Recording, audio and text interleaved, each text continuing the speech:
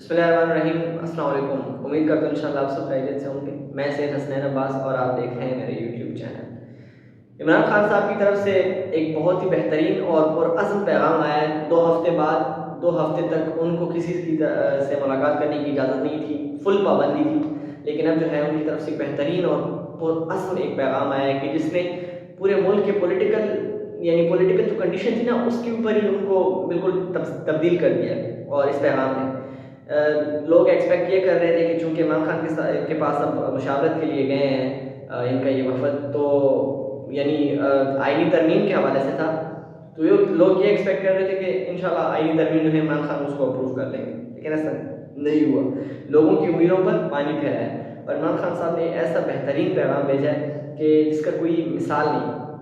उन्होंने कहा कि पिछले 2 हफ्तों से मेरे ऊपर जिन मुश्किलात का सामना था, मसलन मुझे कोई ख़बर नहीं थी कि मुल्क में किस तरह का गेम खेला जा रहा है। यानी एक पॉलिटिकल पार्टी के एक बड़े लीडर को, यानी जिसके ऊपर पूरी पूरी कौम जिसके ऊपर एतमाद करती है, उसको ही पता नहीं कि मुल्क में क्या हो रहा है।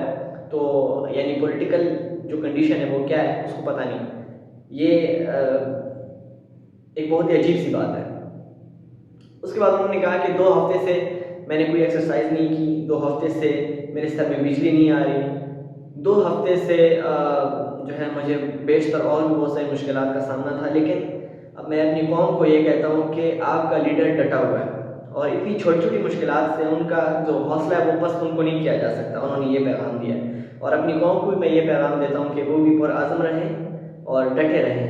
यानी ये बहुत छोटी-छोटी मुश्किलात हैं कि उनके सामने बिजली उनको ना फराहम की गई हो, उनको अखबार ना दिया गया हो। तो उन्होंने एक पुरअज़्म एक पैगाम भेजा है। ये हमारे लिए बहुत सबक अंदोज़ है। यानी जो लोग एक्सपेक्ट कर रहे थे कि अब जो है वो आईनी तरमीम हो जाएगी और इमरान खान साहब उसको अप्रूव कर लेंगे, उनकी उम्मीदों पे पानी फिरा है और एक अनएक्सपेक्टेड इमरान खान की तरफ से पैगाम आया है। उसके बाद जो है बैरिस्टर गौहर साहब ने बहुत ही शानदार एक स्पीच की है असम्बली में और उन्होंने कहा है कि देखिए स्पीकर साहब स्पीकर बार-बार खामोश करा रहे थे ना कि stop stop now, you should stop, you should not से लाइक दैट। तो उन्होंने कहा कि देखें स्पीकर साहब, you should not stop me, आपको मुझे नहीं रोकना चाहिए, क्योंकि हम जो है आपको मजबूत कर रहे हैं। हम आपको मजबूत कर रहे हैं ताकि कल को ऐवान में से किसी को दोबारा ना उठाया जाए। हम आपको मजबूत कर रहे हैं ताकि कल को दोबारा किसी की ज़रूरत ना हो कि वो कानून की खिलाफ वर्जी करे। हम आपको मजबूत कर रहे हैं ताकि कल का जो जो आने वाला स्पीकर हो उसके लिए आसानी हो, ताकि आप बिना किसी खौफ के जो आपका फ़र्ज़ है उसे निभा सकें। हम आपको मजबूत कर रहे हैं। तो एक बहुत ही ज़बरदस्त बात थी। और उसके अलावा जो मौलाना फजल रहमान साहब ने बहुत ही बेहतरीन बातें की हैं। उन्होंने भी स्पीच की पार्लियामेंट में। उन्होंने बताया कि स्पीकर साहब देखें, जिसका जो चीफ जस्टिस जो है वो चीफ जस्टिस अगर अदलिया में बनता है तो उसके अपने मयारात हैं। अगर जो है वो हाई कोर्ट में बनता है तो उसके अपने मयारात हैं। अगर चीफ जस्टिस सुप्रीम कोर्ट का बनता है तो उसके अपने मयारात हैं। चीफ अगर आर्मी चीफ में बनता है, यानी चीफ अगर आर्मी में बनता है तो उसके अपने मयारात हैं। अगर चीफ अदलिया में बनता है तो उसके अपने मयारात हैं। तो बहुत ही खूबसूरत बातें थी। यानी आप इन सबको झंझोड़े ना कि अपनी मर्जी से सब कर रहे हैं कि यानी मैं जो चाहता हूँ कि वो जज आएगा और कोई जज नहीं आएगा। दिस इज़ नॉट लाइक कि ये जमहूरियत को तो बिल्कुल ही अपोजिट हो रहा है जो कुछ हो रहा है आजकल मिलिट्री में, यानी हमारे मुल्क में। तो बिल्कुल ये मिलिट्री एस्टेब्लिशमेंट का जो है सारा रूल चल रहा है, यानी रूल ऑफ लॉ नहीं है। और आप ये ना सोचें कि आपके मुल्क में जो है अब जमहूरियत रह चुकी है। यानी अगर ऐसा होता तो अगर जमहूरियत होती तो आपके कोई कानून पास करवाने के लिए, कोई आईनी तरमीम लाने के लिए, यानी ये आईनी तरमीम अगर आम आईनी तरमीम की तरह होती, कोई मुल्क के सालमियत के लिए होती, तो जो है औरतों और बच्चों के ऊपर हाथ नहीं डाला जाता, औरतों और बच्चों को अगवा नहीं किया जाता।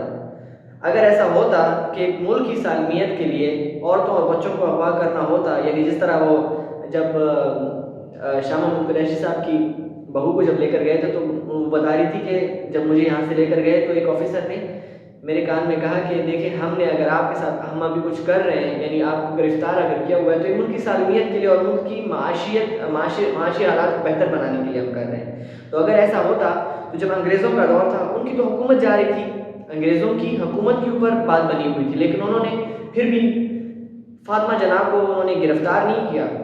आप तारीख को देख लें, यानी कायद-ए-आज़म की वो बहन थी, बहुत तो दूर की बात, वो बहन थी उनकी, उनको उन्होंने गिरफ़्तार नहीं किया क्योंकि वो बेगैरत नहीं थे, वो आपकी तरह बेशर्म नहीं थे। ये लोग यानी इंतहा होती है बेहयाई की, इन्होंने ख़त्म कर दिया वो जो हद होती है ना, वो जो लिमिट होती है बेहयाई की और बेशर्मी की, वो अब ख़त्म हो गई है। ये औरतों और बच्चों के ऊपर आ गए हैं। यानी रसूल अकरम सल्लल्लाहु अलैहि वसल्लम भी उन्होंने भी ये तालीम दी है कि जब कुफ़ार के साथ भी हत्ता की जंग होती थी तो वो बाकायदा ये तालीम देते थे और ये बाकायदा उनको अपनी फ़ौज को बताते थे कि देखें हम जंग लड़ने जा रहे हैं, लेकिन हमारी जंग उनके साथ है जो हमारे साथ जंग कर रहे हैं। जो जंग के मैदान में नहीं है, जो औरतें और बच्चे और बूढ़े हैं, उनके ऊपर आपने कोई ज़ुल्म नहीं करना। लेकिन हम किससे गिला कर रहे हैं? यानी ये एक बहुत सोचने वाली बात है कि हम किससे गिला कर रहे हैं? जो आज आए हुए हैं यहाँ पे वो रिश्वतखोर भी हैं, इम्पोर्टेड हुकूमत में रिश्वतखोर भी हैं, इम्पोर्टेड हुकूमत में बहुत से और ऐसे लोग हैं कि जिनके मैं नाम नहीं ले सकता, बहुत से गलत काम करने वाले लोग। तो ये क्या आपके सिस्टम को ठीक करेंगे? They can not do it.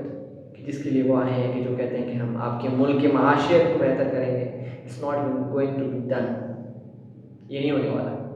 और अगर ऐसा होता तो इनकी एक्टिविटी से हमें पता चल जाता कि यार ये कुछ ढंग का करने वाले हैं। बहरहाल आज के लिए इतना ही, अपना ख्याल रखिएगा और अपने इस चैनल का भी। अल्लाह हाफ़िज़।